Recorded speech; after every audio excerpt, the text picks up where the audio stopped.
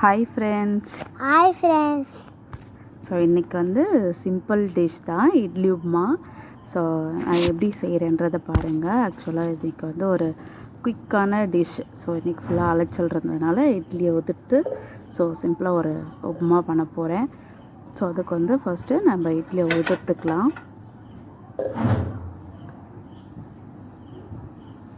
So அதுக்கு வந்து 4 வெங்காயம், ஸோ அதை வந்து பொடிசாக கட் பண்ணி எடுத்துக்கிட்டேன். ஸோ கறி லீஃப் இருக்குது, கருவேப்பிலை.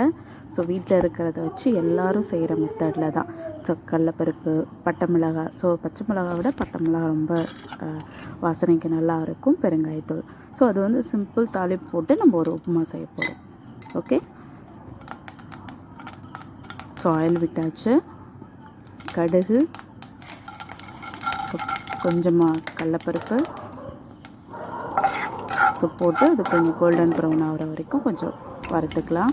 ஸோ நெக்ஸ்ட் வந்து நான் வரமிளகாய் வந்து 3 கிள்ளி வச்சுருக்கேன். என்னோடய பசங்களுக்கு கொடுக்கறதுனால காரம் கொஞ்சம் கம்மியாக வந்து ஆட் பண்ணியிருக்கேன்.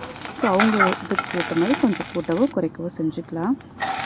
ஸோ அதுக்கப்புறம் கொஞ்சம் நிறைய வெங்காயம், ஏன்னா அது வந்து கொஞ்சம் பொன்னிறமாக வச்சுன்னா நல்லா சாப்பிடும்போது ஒரு மாதிரி க்ரன்ச்சியாகவும் ஒரு மாதிரி ஸ்வீட்னஸாகவும் இருக்கும். ஸோ நல்லாயிருக்கும் சாப்பிட்றதுக்கு. ஸோ போட்டு மிக்ஸ் பண்ணிவிட்டு கொஞ்சமாக பெருங்காயத்தூள். ஸோ அதுக்கு வந்து நம்ம வெங்காயம் வதங்குறதுக்கும் வெங்காயத்தோட இதுக்கு மட்டும் நம்ம சால்ட்டை ஆட் பண்ண போதும். கொஞ்சமாக மஞ்சத்தூள்.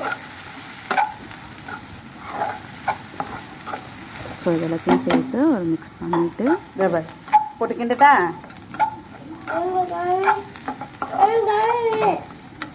கொஞ்சம் முருகலாக ஒன்றுண்டா.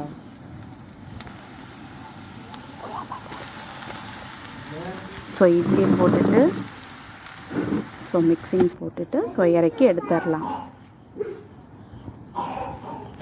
ஸோ குயிக்கான இட்லி உப்புமா என்னோடய பசங்களுக்கு பிடிச்ச favourite.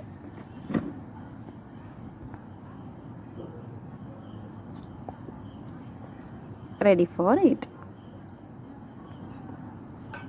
Thank you. Thanks for the வாட்சிங். ஸோ என்னோடய சேனல் பிடிச்சிருந்ததுன்னா சப்ஸ்கிரைப் பண்ணிக்கோங்க. பெல்